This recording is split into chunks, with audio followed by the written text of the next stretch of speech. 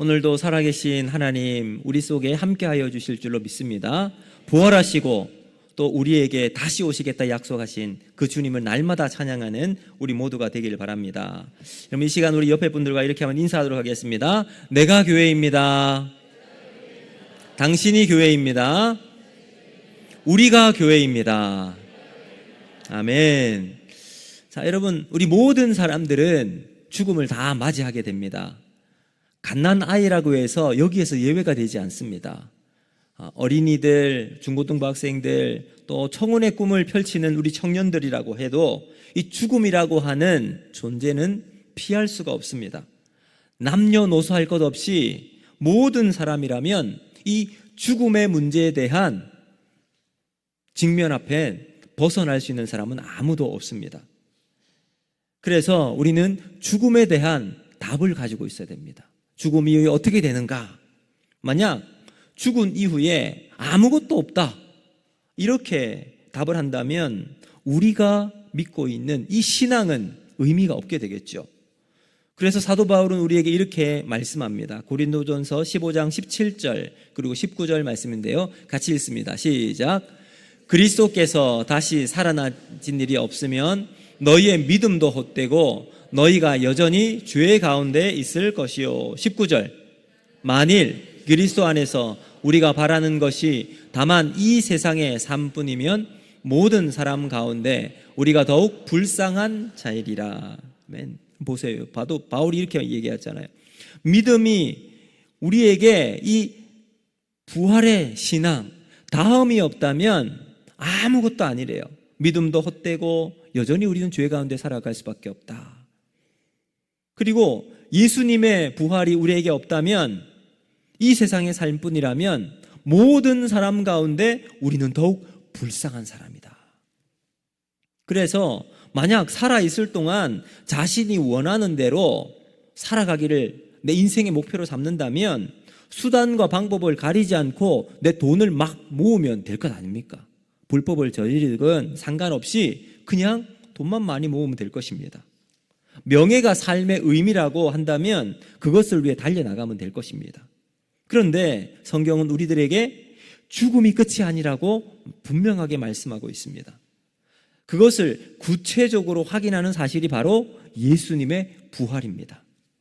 예수님의 육체의 부활에 대해서는 과거에도 끊임없는 논쟁이 있었고요, 지금도 태클을 거는 사람들도 있습니다.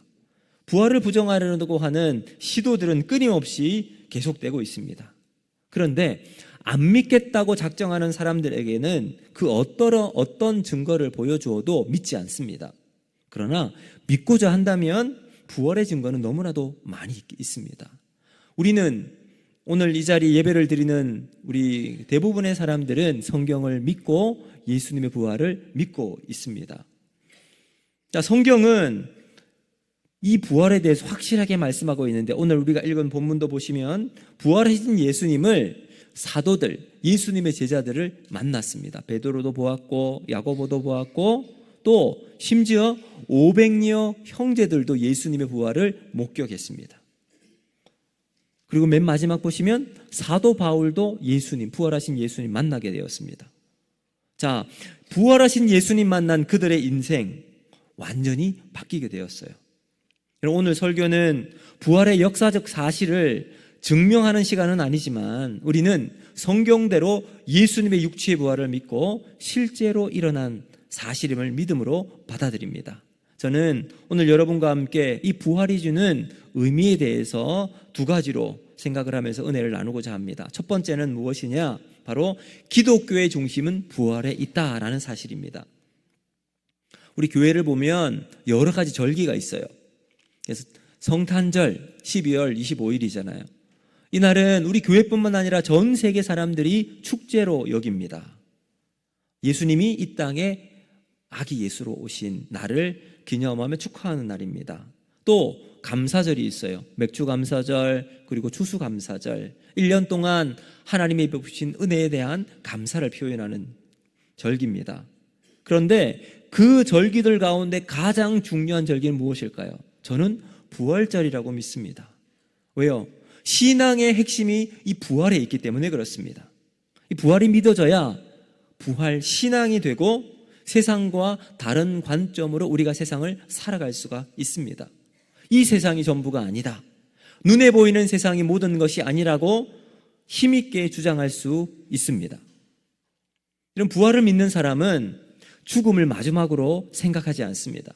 부활은 또 다른 세계로 들어가는, 이것이 열리는 과정이요, 영원한 삶으로 들어가는 문입니다. 부활을 믿는 사람은 죽음을 단절로 여기지 않고 하늘과 땅, 현세와 내세를 연결하는 고리로 보고 있습니다. 그래서 우리는 죽음에 대한 관점이 달라요. 우리는 부활이 우리의 신앙을 결정하는 가장 중요한 핵심 요소라고 믿습니다. 자, 그러면 어떤 분은 이런 질문을 할 수가 있습니다. 2000년 전에 돌아가신 그 예수님이 부활하신 사건이 오늘을 살아가는 나에게 무슨 관계가 있는가? 여러분 한번 생각해 보십시오. 아무리 엄청난 사건이 벌어져도 그 사건이 직접적으로 나에게 관련이 없으면 그냥 이벤트로 넘어갈 수밖에 없어요. 만약 전 세계의 경제적인 큰 위기가 닥쳐와서 막 휘청휘청거린다고 생각을 해보세요. 그런데 내가 받는 월급은 별로 영향을 받지 않고요, 내가 살아가는 우리나라의 물가는 별 영향을 받지 않는다고 생각을 해보세요. 그러면 이건 전혀 딴 이야기가 되는 거예요. 오히려 평소에 내가 즐겨가는 그 식당의 김치찌개 값이 1,000원이 올라간 것이 나에게 큰 위기가 될 것입니다.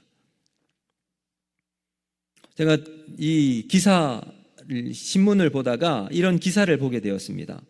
꿈의 암 치료라고 불리는 중압자 치료기라는 것이 있대요. 중압자 치료기. 근데 이 기존에는 암을 치료하기 위해선 방사선을 쏘잖아요. 이 방사선은 암세포를 죽이기도 하지만 문제는 옆에 있는 암이 저 깊숙하게 있으면 밖에 있는 우리 정상적인 세포들도 죽이는 것이 문제가 되는 거죠. 그런데 중압자 치료기는 다른 것을 손상을 시키지 않고 암세포만 찾아가서 쏘는 거예요. 그러니까 부작용과 후유증이 적습니다. 아주 분명하고 확실한, 그리고 획기적인 방법이긴 하지만 문제는 비싸다는 거예요. 한번 하는데 5천만 원이 든답니다. 내가 암에 걸리지 않으면 이 중압자 치료기는 나와는 상관이 없는 뉴스가 될 겁니다. 그것보다는 오늘 아침에 일어났는데 목이 칼칼해요, 따끔해지는 목감기 초기 현상이 왔는, 이것이 나에게 더 큰 위기처럼 느껴질 것입니다. 자, 이 예수님의 부활 사건은 당시 사람들에게 놀라운 일이었을 거예요. 예수님 살아나셨대. 이 이야기를 들은 사람들의 생각은 예수님께서 지금까지 기적을 베푸셨는데 또 다른 기적의 하나의 사건으로 여겼을 겁니다. 그런데 당시 살아가는 사람들의 삶에는 부활이 실제적인 영향력이 없었습니다. 그러다가 초대교회에 성령이 임하게 됩니다. 오순절 성령 강림 사건으로 예수님의 부활이 그들의 삶에 결정적인 역할을 하게 됩니다. 여러분, 핵폭탄이 있다고 생각해 보세요. 이 핵폭탄이 있는데 여기에 불이 붙지 않으면 그냥 그 핵폭탄은 말 그대로 고철 덩어리에 불과할 겁니다. 근데 만약 거기에 불이 붙으면 어떤 일이 일어납니까? 한 나라를 날려버릴 만큼 어마어마한 파괴력이 있겠죠. 지금 이 부활을 경험했던 사람들에게 성령의 임재, 오순절 성령의 임한 것은 그들 가운데 불이 붙게 되는 거예요. 그러면서 그의 인생이 완전히 변하게 된 겁니다. 여러분, 베드로를 한번 보세요. 예수님이 잡혀가시던 날 3번이나 부인했잖아요. 도망치기 바빴습니다. 두려워 숨어 지냈습니다. 그런데 성령의 불이 그날 그에게 임하게 되자 두려움은 사라지고 담대함 가운데 그 마음의 중심을 자리 잡고 되었습니다. 수많은 유대인 앞에서 예수님의 십자가 사건과 부활을 증거합니다. 그리고 그 베드로의 설교를 들은 그 자리에 있었던 유대인들 3,000명이 세례를 받고 예수를 믿기로 작정합니다. 베드로가 변했습니다. 사도 바울도 변했습니다. 사도 바울은 예수님을 알기는 알았습니다. 어떻게 알았죠? 저 예수, 유대교를 좀먹고 율법을 파괴하는 이단의 괴수로 알았습니다. 그래서 예수 믿는 사람 잡아서 가두고 심지어 죽이는데 앞장섰던 사람이 바울이었어요. 그런데 어느 날 예수를 전하는데 자신의 생명보다 더 귀한 것으로 예수님을 생각하고 사람들에게 전도합니다. 다메섹에서 부활하신 예수님 만나서 그의 인생이 완전히 변하게 되었기 때문입니다. 사랑하는 성도 여러분, 왜 베드로가 변했고 사도 바울이 복음에 헌신하게 되었을까요? 바로 이 예수님의 부활이 그의 삶의 직접적인 연결점이 되었기 때문입니다. 부활은 그들의 모든 관점을, 그들의 모든 관심을 바꾸어 놓았습니다. 예수님의 부활과 연결되어 있는 베드로는 이전의 베드로와는 전혀 다른 사람이었고요. 부활하신 예수님을 만난 사도 바울 역시 이전의 바울과는 전혀 다른 바울이었습니다. 우리도 마찬가지입니다. 부활이 나의 삶과 연결되어 있는 사람은 보는 것이 달라집니다. 생각하는 것이 달라집니다. 말하는 것도 달라집니다.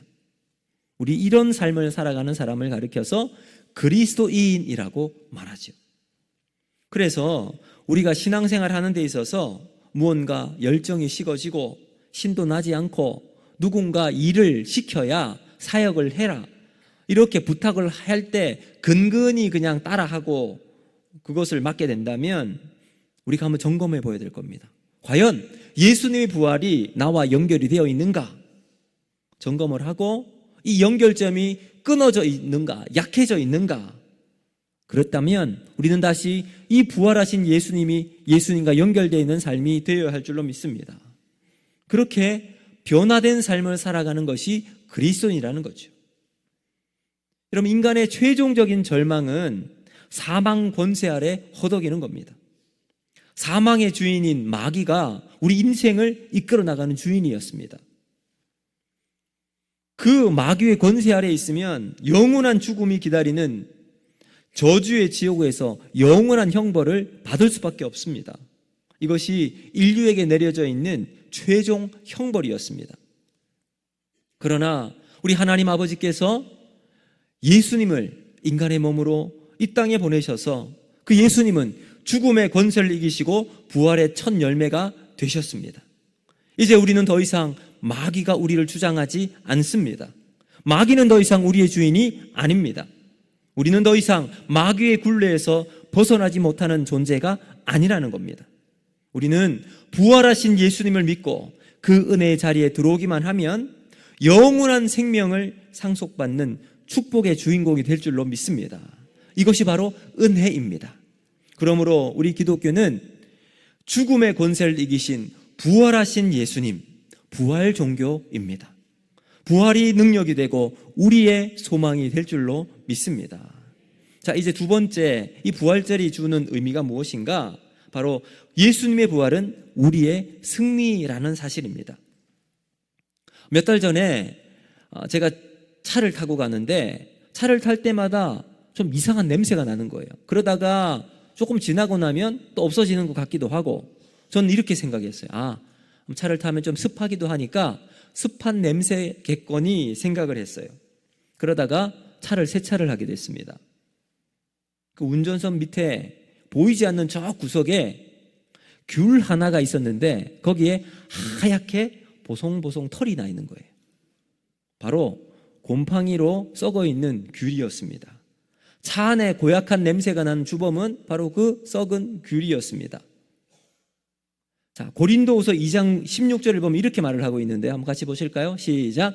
이 사람에게는 사망으로부터 사망에 이르는 냄새요, 저 사람에게는 생명으로부터 생명에 이르는 냄새라. 누가 이 일을 감당하리요? 아멘. 여러분, 썩은 것은 썩은 냄새가 나요. 그렇죠? 우리는 죽은 송장처럼 이상하고 찝찝한 냄새가 아니라 예수님의 부활로 생명의 향기가 나오는 인생이 될 줄로 믿습니다. 여러분, 예수님의 부활이 죽음의 권세를 이기셨어요. 그리고 우리를 영원한 생명의 능력 안으로 예수님이 우리를 이끌어 가십니다. 그래서 우리의 영혼에는 이 생명의 향기가 나오는 거죠. 향수보다 더 매력적인 예수의 향기, 생명의 향기가 우리 안에 있다는 겁니다. 오늘 우리가 드리는 이 예배, 생명의 향기로 가득 차 있는 예배가 될 줄로 믿습니다. 여러분, 그 이유를 고린도전서 15장 52절과 53절은 이렇게 말을 하고 있는데요, 우리 같이 한번 읽어보겠습니다. 시작. 나팔 소리가 나매 죽은 자들이 썩지 아니할 것으로 다시 살아나고 우리도 변화되리라. 이 썩을 것이 반드시 썩지 아니할 것을 입겠고 이 죽을 것이 죽지 아니함을 입으리로다. 아멘. 자, 여기 보시면 우리는 주님의 부활의 능력으로 어떻게 된다고 그랬어요? 죽을 것이 죽지 않게 되고 썩을 것이 썩지 않게 된대요. 왜 그렇게 됩니까? 우리가 주님의 부활의 능력으로 변화되기 때문에 그렇습니다. 여러분, 썩을 것이 썩지 않게 되는 것, 죽을 것이 죽지 않게 되는 것, 우리예요. 우리는 썩을 수밖에 없지만 안 썩습니다. 우리는 죽을 수밖에 없지만 죽지 않습니다. 부활의 은혜가 우리를 변화시키기 때문입니다. 심지어 우리를 영화롭게 변화시킵니다. 그래서 고린도전서 15장 55절은 우리를 향해 이렇게 고백합니다. 우리 같이 한번 읽습니다. 시작. 사망아, 너의 승리가 어디 있느냐? 사망아, 내가 쏘는 것이 어디 있느냐? 아멘. 여러분, 지금까지 우리를 주장했던 악한 권세, 마귀가 우리에게 사망의 힘으로 우리를 계속 이끌어 나갔습니다. 그런데 뭐라고 말합니까? 사망아, 너의 승리가 어디 있느냐? 지금까지는 사망이 언제나 우리를 이겼고 세상의 왕노릇을 했습니다. 그러나 이야기하죠. 너의 승리가 어디 있느냐? 그리고 그 반전의 승부수로 예수의 부활이 사망으로부터 이기게 되었습니다. 그리고 그 예수님의 승리가 누구에게 주어지게 됩니까? 여러분, 57절에 이렇게 이야기합니다. 같이 한번 읽어볼까요? 시작.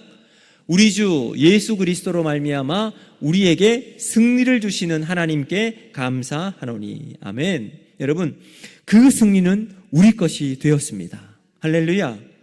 우리에게 최후를 승리를 안겨주신 하나님께 감사하며 살아가는 거예요. 여러분, 이것이 우리가 승리한 자로 살아가는 이 땅의 승리자입니다. 사랑하는 성도 여러분, 죽음 앞에서 두려워하는 사람은 항상 비겁하고 연약해지게 됩니다. 아무리 용감해도 떳떳한 모습으로 살아간다 하더라도 마지막 죽음의 관문 앞에서는 약해질 수밖에 없습니다. 비굴해지고 째째질 수밖에 없습니다. 죽음의 문제는 언제나 우리 인생의 가장 무거운 짐이지요. 우리가 해결할 수 없으니까 그렇습니다. 우리 힘으로 노력해도 안 되니까 그래요. 우리는 능력을 다하지만 해결할 힘이 우리에겐 전혀 없습니다. 그런데 놀라운 것은 이 죽음 앞에서도 두려워하지 않는 사람들이 있었다는 거예요. 여러분, 구약 성경에 보면 아브라함과 이삭을 한번 보세요.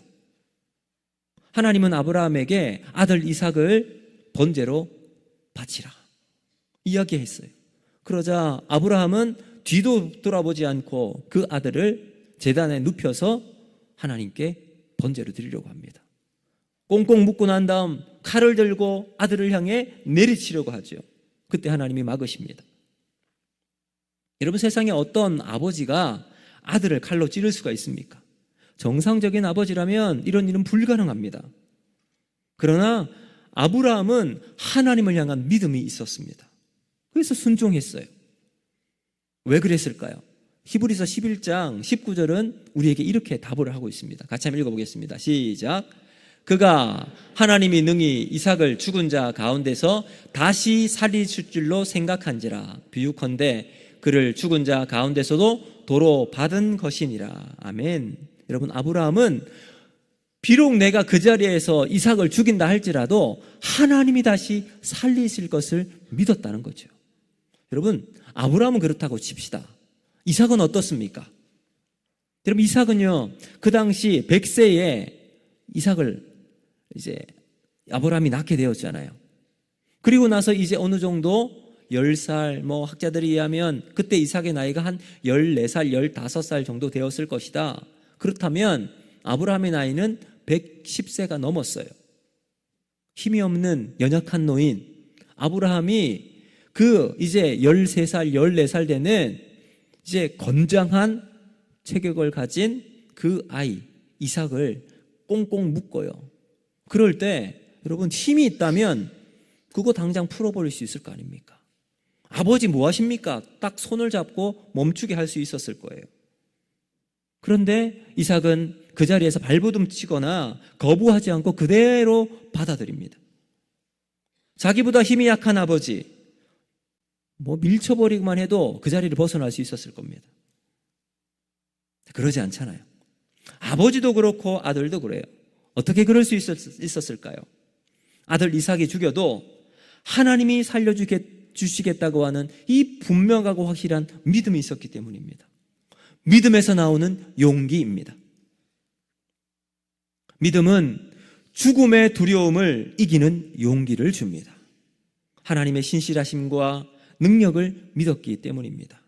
여러분 초대교회 성도들도 한번 보세요. 그들은 믿음 지키기 위해서 사자 굴려 들어가요. 믿음을 배신하지 않습니다. 톱으로 자신의 몸을 찢기는 자리에도 예수님을 부인하지 않았습니다. 왜요? 죽음보다 영광스러운 그 생명을 알았기 때문입니다. 부활을 믿는 사람은 보이는 이 세상의 가치보다 보이지 않는 믿음의 가치를 소중하게 여깁니다. 이것보다 더 귀한 것이 없음을 알기 때문이죠. 예수님이 승리하신 그 죽음에서의 승리가 나의 승리임을 믿음으로 고백하며 살아갔던 우리 믿음의 선진들처럼 우리도 부활이 우리의 승리가 됨을 믿음으로 고백하며 살아가는 저와 여러분이 되기를 주님의 이름으로 축복합니다. 그러면 찬송가 94장을 한번 보실까요? 그럼 가사를 한번 보세요. 주 예수보다 더 귀한 것은 없네. 이 세상 무엇과도 부귀보다 바꿀 수 없다고 그래요. 그리고 영죽을 내 대신 돌아가신 그 놀라운 사랑 잊지 못한다고 하죠. 여러분 2절도 한번 보세요. 주 예수보다 더 귀한 것은 없네. 이 세상 명예보다 바꿀 수 없다. 이전에 즐기던 세상 일도 주 사랑하는 마음 뺏지 못해. 3절 주 예수보다 더 귀한 것은 없네. 이 세상 행복과도 바꿀 수 없네. 유혹과 핍박이 몰려와도 주 섬기는 내 맘 변치 못해. 여러분 그리고 후렴은 이렇게 이야기합니다. 세상 즐거움 다 버리고 세상 자랑 다 버렸네. 주 예수보다 더 귀한 것은 없네. 예수밖에 없네. 사랑하는 성도 여러분, 이 부활절을 맞아 여러분 안에 부활의 생명으로 날마다 승리하는 삶이 있기를 주님의 이름으로 축복합니다. 이제 말씀을 맺도록 하겠습니다. 여러분, 우리는 오늘을 살아가면서도 경제적인 어려움, 가족의 위기, 건강의 문제, 관계의 갈등을 겪는 날들이 참 많습니다. 수많은 죽음과 같은 문제를 직면할 때가 있죠. 그 앞에서 우리는 때때로 절망하고 무너지고 신앙마저 흔들리는 경우가 참 많이 있습니다. 하지만 부활하신 주님이 우리와 함께 하실 줄로 믿습니다. 부활은 단지 2000년 전 역사적인 사건이 아니라 바로 오늘 이 순간 우리 안에 살아 역사하는 능력이요 소망입니다. 그렇기 때문에 절망의 한복판 가운데 있다 할지라도 우리는 믿음으로 고백합니다. 아직 끝나지 않았노라고. 우리는 부활의 사람입니다. 죽음을 이긴 그 생명, 능력으로 하루를 살아가는 저와 여러분이 되기를 주님의 이름으로 축복합니다. 부활하신 주님이 여러분의 일터와 가정, 마음의 골짜기 가운데 새로운 생명과 희망을 주실 줄로 믿습니다. 그 소망의 주님을 가슴에 품고 우리는 세상으로 다시 나아갑시다. 세상 가운데 그 부활의 능력을 증거하는 믿음의 증인으로 살아갈 때 우리를 통해 하나님 영광 받아 주실 것입니다. 여러분, 이 부활하신 주님을 찬양하며 이 시간 함께 기도하기를 원하는데요, 우리가 이렇게 한번 고백하면 좋겠습니다. 예수님, 열방의 소망이 되십니다. 열방의 능력이 되십니다. 그래서 그 예수님을 우리가 찬양하며 고백하면서 나아가도록 하겠습니다.